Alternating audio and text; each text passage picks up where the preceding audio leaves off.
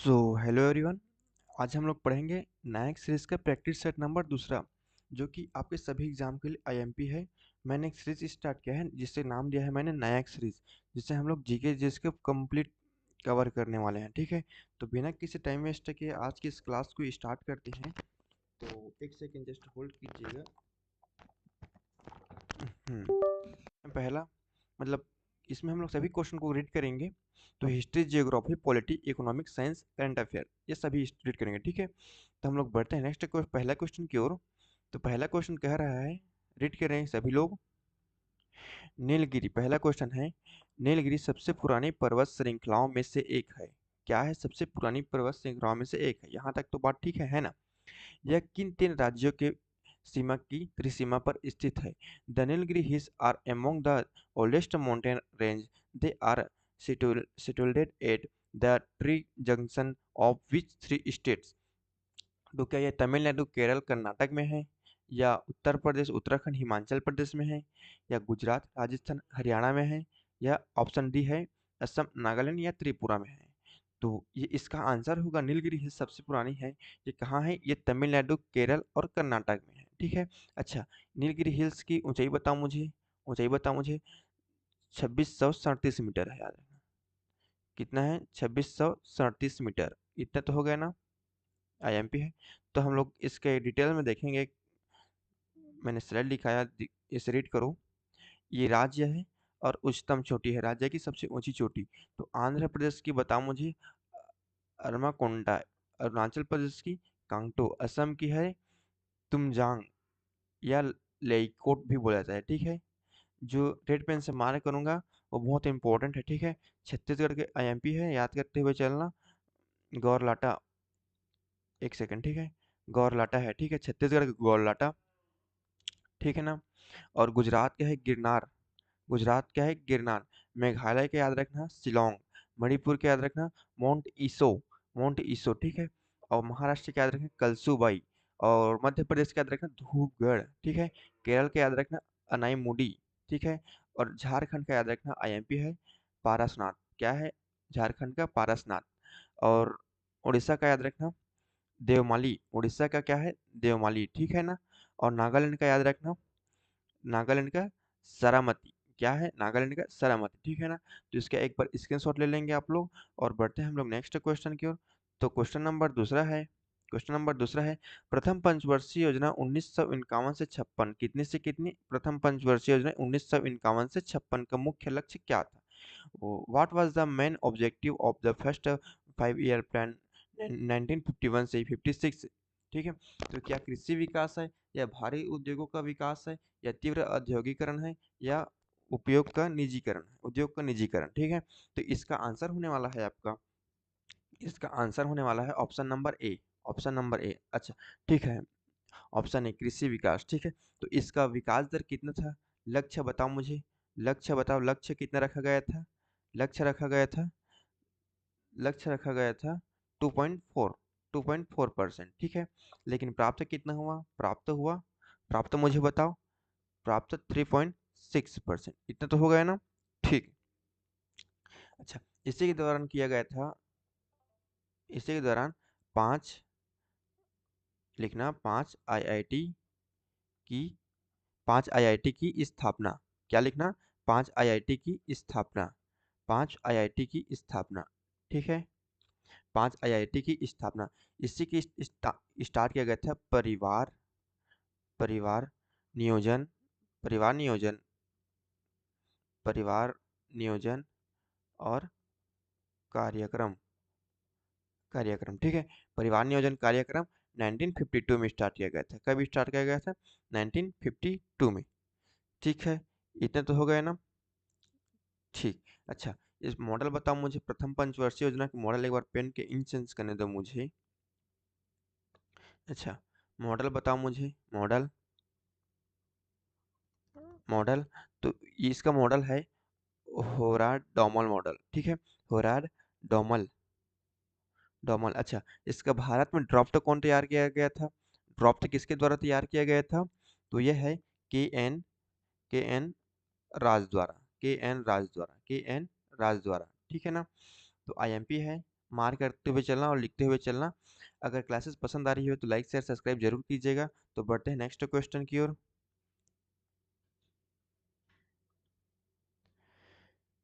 Question number तीसरा है, निम्नलिखित में से कौन सा वेद मुख्य रूप से बुरी आत्माओं, क्या है, बुरी आत्माओं और बीमारियों को दूर करने के लिए जादुई मंत्रों और आकर्षणों का संग्रह है?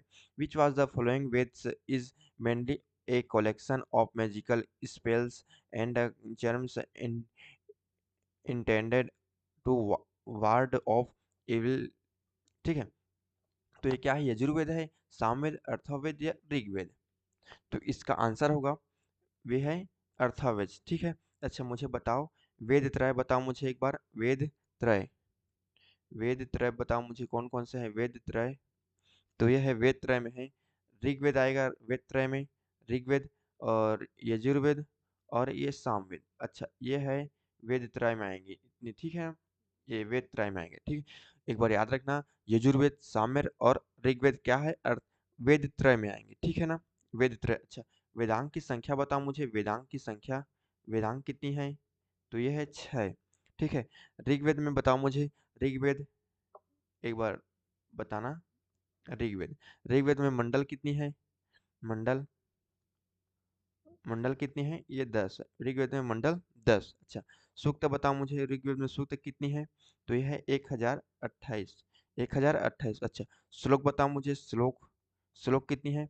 तो 10,562, 10,562। अच्छा सामवेद, सबसे ऐतिहासिक महत्व बताओ मुझे, सबसे, सबसे ऐतिहासिक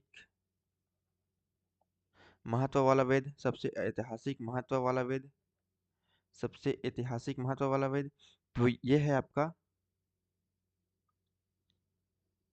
सबसे ऐतिहासिक महत्व वाला वेद, तो ये है आपका सामवेद, सामवेद। ठीक है, अच्छा सामवेद को ही बोला जाता है, देखना याद रखना, सामवेद को बोला जाता है भारतीय संगीत का जनक।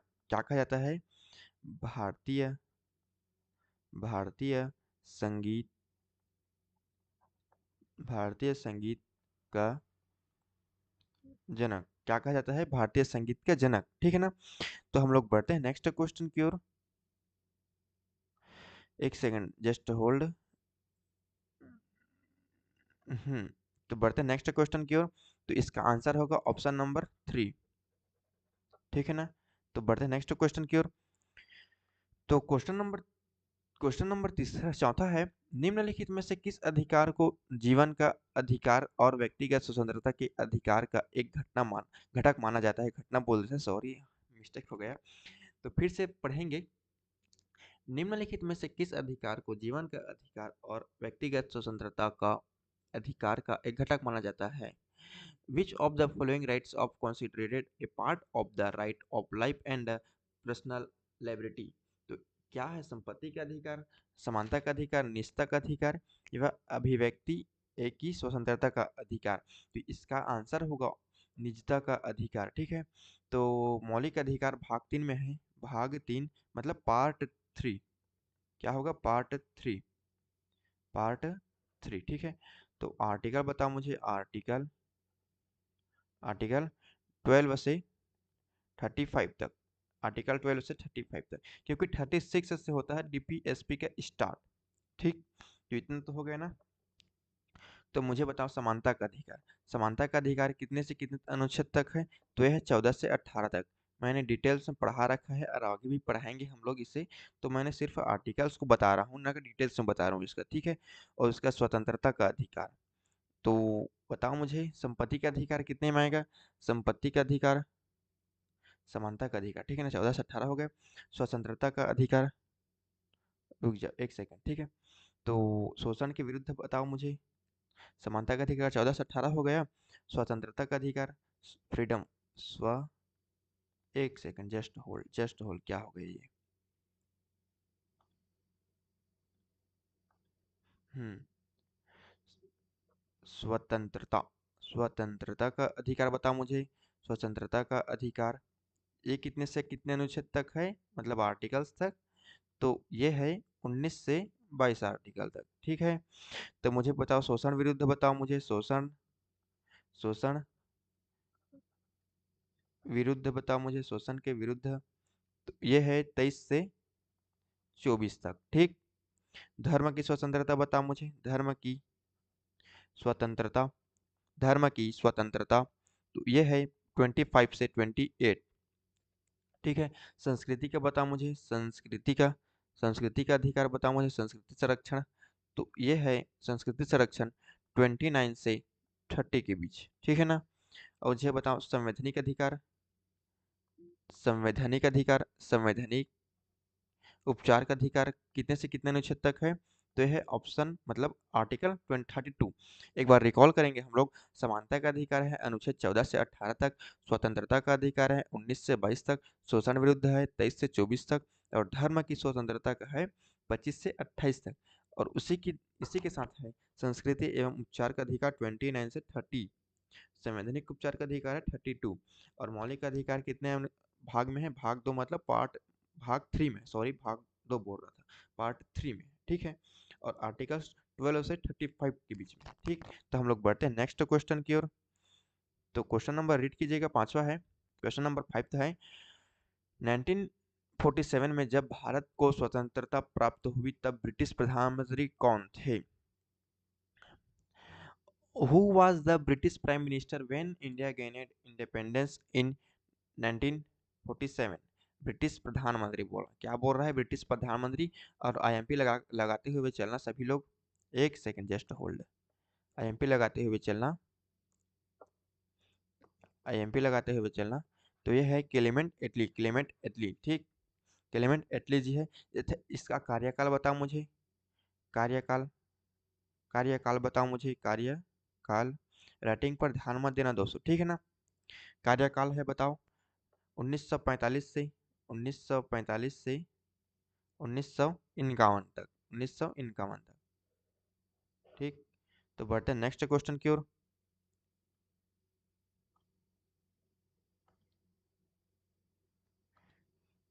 क्वेश्चन नंबर 6 रीड कीजिएगा सभी लोग। पद्मश्री पुरस्कार से सम्मानित शोभना नारायण किस भारतीय शास्त्रीय नृत्य शैली से संबंधित है? Padmashri awardees Shobhana Narayan is associated with which Indian classical dance from? क्या कथक से है, भरतनाट्यम, मणिपुरी या ओडिसी? तो बताओ कहाँ से है? तो ये है कथक से। कहाँ से है? कथक से, कथक से। ठीक है। तो इसे पद्मश्री कब मिला? शोभना नारायण को पद्मश्री कब मिला? 1992 में, 1992 मतलब 1992 में। ठीक है। और संगीत नाटक अकेडमी मतलब एसन पुरस्कार कब मिला? संगीत नाटक अकेडमी, तो ये मिला 1919 में। ठीक है। कब मिला? 1919 में से 2000 के बीच में। ये दोनों डेट याद रखना, क्योंकि पेपर में या तो ये आएगा या ये आएगा, ये दोनों एक साथ नहीं आएंगे। ठीक है। कंफ्यूज करने के लिए आप दोनों को ही याद रखना। ऐसा मतलब संगीत नाटक अकेडमी होगा। ठीक है। और एक याद रखना, कथक नृत्य से संबंधित कलाकार जितने महाराज वर्ड हो गए वो कथक से होगा। जैसे कि आप देखना, बिरजू महाराज, बिरजू महाराज, बिरजू महाराज। तो मैं महाराज बार बार नहीं बोल रहा हूँ, लेकिन जितने महाराज से स्टार्ट होंगे ना, तो वो सभी कथक से हैं। जैसे कि याद रखना शंभू महाराज, क्या याद रखना? शंभू महाराज। एक याद रखना लच्छू महाराज, एक याद रखना लच्छू महाराज। ठीक। और एक याद रखना अच्छन महाराज, एक याद रखना अच्छन, अच्छन महाराज, महाराज। ठीक। एक याद रखना सितारा देवी, ये इंपॉर्टेंट है, सितारा देवी, सितारा देवी। ठीक। और एक याद रखना कुमुदनी लखिया, कुमुदनी, कुमुदनी लखिया। क्या याद रखना? कुमुदनी लखिया। ठीक है ना। ठीक।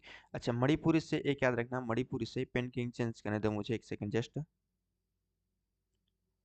मणिपुरी से याद रखना झावेरी बहनें। क्या याद रखना? झावेरी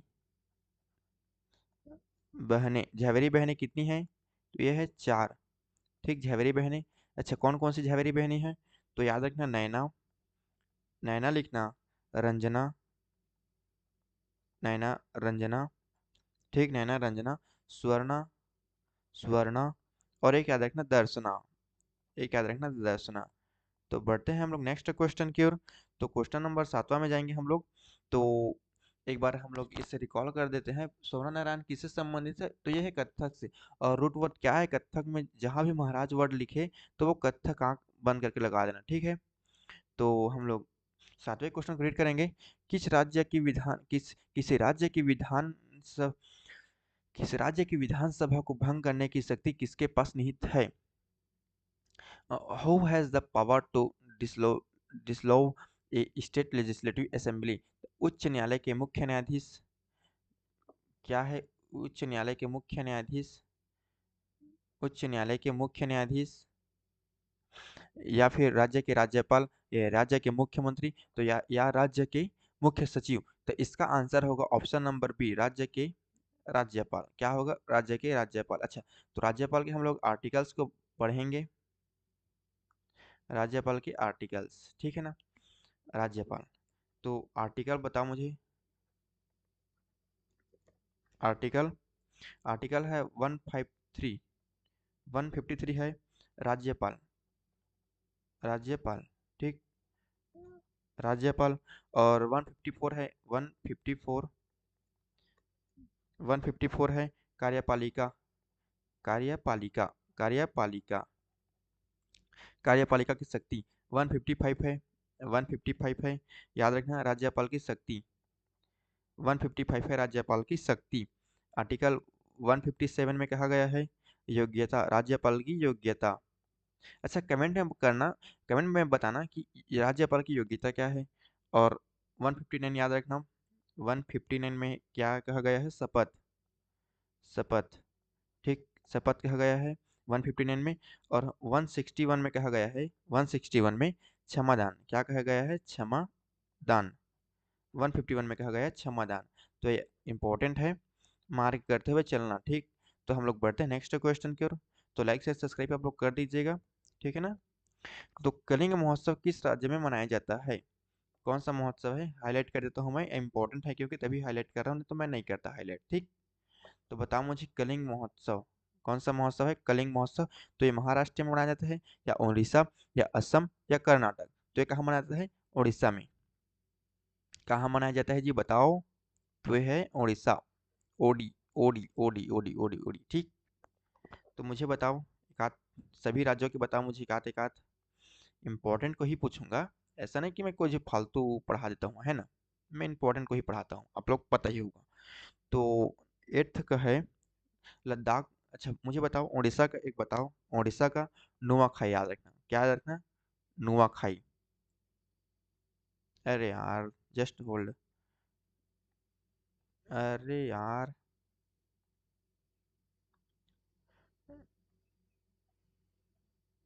नुआखाई। क्या याद रखना? उड़ीसा का है नुआखाई, ठीक है ना। उड़ीसा का नुआखाई। असम का याद रखना मुझे। असम का बताओ। असम का याद रखना बिहू। इंपॉर्टेंट है एग्जाम पॉइंट ऑफ व्यू से, क्योंकि आप लोग पी वाई क्यू उठाकर देख सकते हो, पी वाई क्यूज, ठीक। तो कर्नाटक का मुझे बताओ। कर्नाटक का उगादी याद रखना। उगादी।